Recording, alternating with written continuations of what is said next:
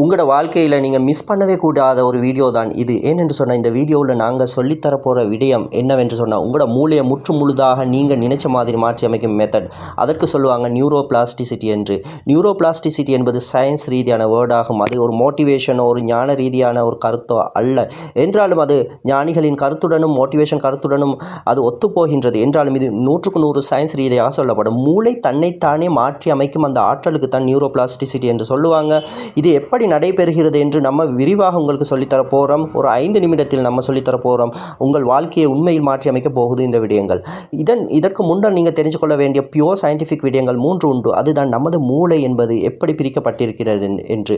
நமது மூளையில் ப்ரிஃப்ரண்டல் கோர்டெக்ஸ் என்று சொல்லுவாங்க, முன்மூளை. இதுதான் நமது திங்கிங் பிரெயின். அதாவது நான் என்ற ஒரு சிந்தனை வருகின்றது. நான் இருக்கிறேன், நான் தான் செய்கிறேன், இது நான் தான் என்று அந்த சிந்தனை எல்லாம் வருவது அந்த கான்சியஸ் மைண்டில் தான். இந்த கான்சியஸ் மைண்ட் நனவு மனம் என்று சொல்லலாம். இதுதான் தீர்மானங்களை எடுக்கிறது, டிசிஷன்களை உருவாக்குகிறது, நமது வாழ்க்கையே கொண்டு செல்கின்றது அல்லவா. இப்பொழுது நான் இருக்கிறேன் என்பது தான் கான்சியஸ் மைண்ட், சரியா. இரண்டாவது இருப்பது தான் சப்கான்சியஸ் மைண்ட் என்பார்கள், நனவிலி மனம். இந்த நனவிலி மனம் என்பது இரண்டாவது உள்ளது. இது என்ன செய்கின்ற, இதில் ஆழ்ந்த பயங்கள் உண்டு. இதில் எங்ஸைட்டி என்று சொல்லுவாங்களே, அந்த உணர்வுகள் இங்கு தான் இருக்கிறது.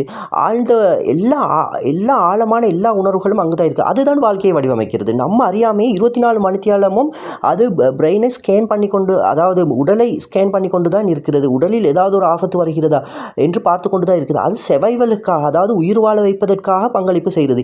இதனூடாக ஏதோ ஒன்று உடலில் ஒரு பிழை, அதாவது வெளியில் ஒரு பிழை என்று அது தெரிந்து கொண்ட உடனே எங்ஸைட்டி ஏற்படுத்திவிடும். இந்த எங்ஸைட்டி என்பது அது கூடுதலாக இருக்கும் போது மனிதர்கள் முன்னேற்றத்திற்கு பதிலாக எப்பொழுதும் கவலையுடனும் பயத்துடனும் தான் வாழ்க்கையை கழிப்பாங்க. அதனால் அவங்க நினைச்சது சாதிக்க முடியும். ஆகவே அதனைத்தான் எப்படி மாற்றி அமைப்பது? அது தானாகவே மாற்றி அமைக்கிறது. அது அந்த சப்கான்சியஸ் மைண்ட் என்பது தெரிந்து கொள்ளாது தான் செய்வது சரியா பிழையா என்று. அது திரும்ப திரும்ப எது கான்சியஸ் மைண்டில், அதாவது நனவு மனதில் செய்யப்படுகிறதோ அதனை அது ஏற்றுக்கொள்ளும். அதற்கு மேலதிகமாக ஆழ்ந்த பயங்கள் அங்கு உண்டு. மனித வாழ்க்கையை என்னை பாதுகாத்துக் கொள்ள வேண்டும், நோயிலிருந்து பாதுகாத்துக் கொள்ள வேண்டும், மிருகங்களிலிருந்து பாதுகாத்துக் கொள்ள வேண்டும் என்று அந்த ஆழ்ந்த பயங்கள் எங்கிருந்து வந்தது என்றால் இவல்யூஷனுடாக. மனிதன் தோன்றி ஏறத்தாழ 4 லட்சம் வருடங்கள் ஆகின்றன. 4 லட்சம் வருடங்களுக்கு முன்னரே தரப்பட்ட அந்த பயங்கள் இன்னும் மாறவே இல்லையா. இந்த மாடர்ன் உலகின் கூட மனிதனில் அப்படியே இருக்கிறதாம். இது மாற வேண்டும் என்றால் இன்னும் பல லட்சம் வருடங்கள் ஆகுமாம். ஆகவே இந்த சப்கான்சியஸ் மைண்ட் அறிந்திடாது நாம் முன்னேறிவிட்டோம், நம்ம மாடர்ன் உலகில் இருக்கிறோம், அது ஒன்றுமே அது அறியாதாம். அது அறிந்தது அந்த ஏன்சியன்ட், அதாவது 4 லட்சம் வருஷத்துக்கு முன்னர் மனிதன் அந்த காட்டில் வாழ்ந்தானே, அந்த நேரம் வந்த உணர்வு தான் இப்பொழுதும் எம்முள்ளுள் இருக்கின்றது. இதுதான் மெயின் காரணம் நம்ம நினைச்சது நடக்காததற்கு, சரியா. இங்கு தான் நம்ம நியூரோபிளாஸ்டிசிட்டி என்பதை செய்ய வேண்டும். அடுத்தது அன்கான்சியஸ், மூன்றாவது ஒரு மனம் இருக்குது, அன்கான்சியஸ் மைண்ட். அதனை நம்மளால் ஒன்றுமே செய்ய முடியாது. ஏனென்றால் அது நம்ம ஹார்ட் பீட் துடிக்குது தானே, நம்ம மூச்சு எடுக்கிறோம் தானே, இந்த மாதிரியான விடயங்களை சர்வைவல் தொடர்பான எல்லா விடயங்களையும் அதே டிசைட் பண்ணி கண்ட்ரோல் பண்ணி கொண்டு போகுது. அதனை நம்மளால் ஒன்றுமே செய்ய முடியாது. ஆகவே அதனை விட்டுவிடும். இப்பொழுது நம்ம ஒர்க் பண்ண வேண்டியது இந்த சப்கான்சியஸ் மைண்டுடன் தான்.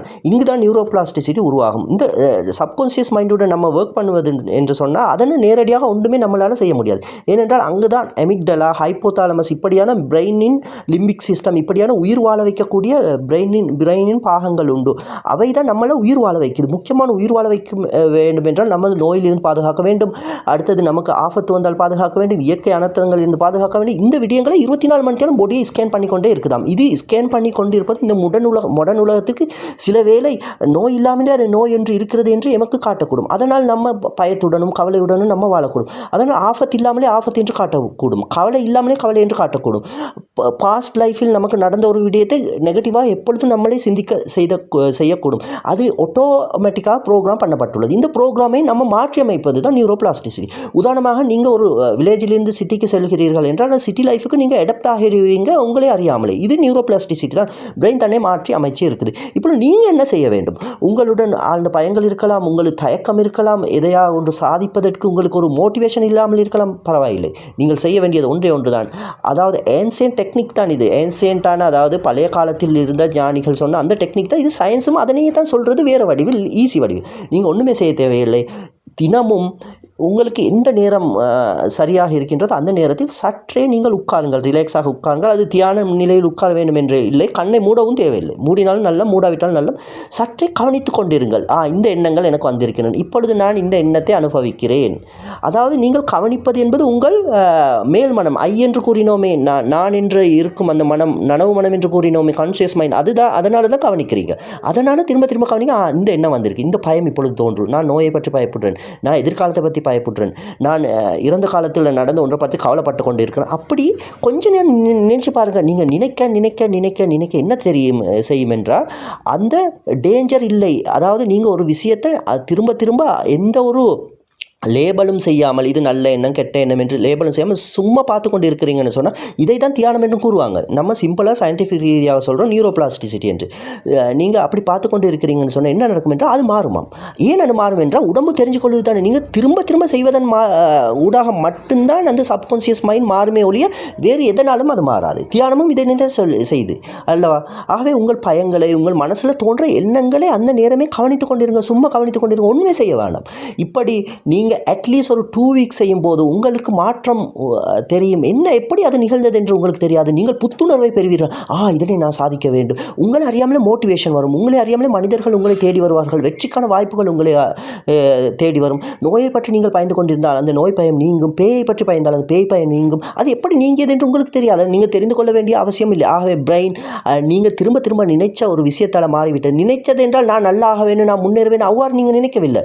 நீங்கள் என்ன நினைச்சீங்களோ உங்களுக்கு இப்பொழுது பயம் இருக்குது, இப்பொழுது கவலைப்படுறீங்க, இப்பொழுது இப்படி ஃபீல் பண்ணுறீங்க, திரும்ப திரும்ப நினைச்சதனோட அந்த நினைவு மாறி ஆட்டோமேட்டிக்காக வருது தான் இந்த முன்னேற்றத்தை பற்றிய சந்தோஷத்தை பற்றிய நினைவுகள். அந்த நினைவுகள் வந்துவிடும். அதுதான் நடந்தது. இதுதான் நியூரோபிளாஸ்டிசிட்டி, வேறு ஒன்றுமே அல்ல. ஆக இந்த வீடியோ நீண்ட வீடியோவாக அமைப்பதற்கு நாம் விரும்பவில்லை. ஒரு 6 நிமிஷத்திலே முடித்துக்கொள்வோம் என்று விரும்புகிறோம். இது மாதிரியான இன்னும் உங்களுக்கு சுய முன்னேற்றம் தொடர்பான பியூர் சயின்டிஃபிக் வீடியோ மட்டும்தான் நாம் கொண்டு வரோம் இந்த சேனலில். இன்னும் வேணும் என்றால் தயவு செய்து கமெண்ட் பண்ணுங்கள். நம்ம தொடர்ந்தும் உங்களுக்கு இவ்வாறான வீடியோக்களை கொண்டு வரும். ஆகவே இந்த வீடியோவை திரும்ப திரும்ப பார்த்து பயன்பெறுங்க. நியூரோபிளாஸ்டிசிட்டியை உங்களால் ஏற்படுத்தி கொள்ள முடியும். அது உங்களை தொடர்பான தொடர்ந்தும் சுய கவனிப்பு என்பதுதான் நியூரோபிளாஸ்டிசிட்டி. உங்களுக்குள் இருக்கும் எண்ணத்தை கவனிப்பது தான் நியூரோபிளாஸ்டிசிட்டி. அடுத்த வீடியோவில் சந்திப்போம்.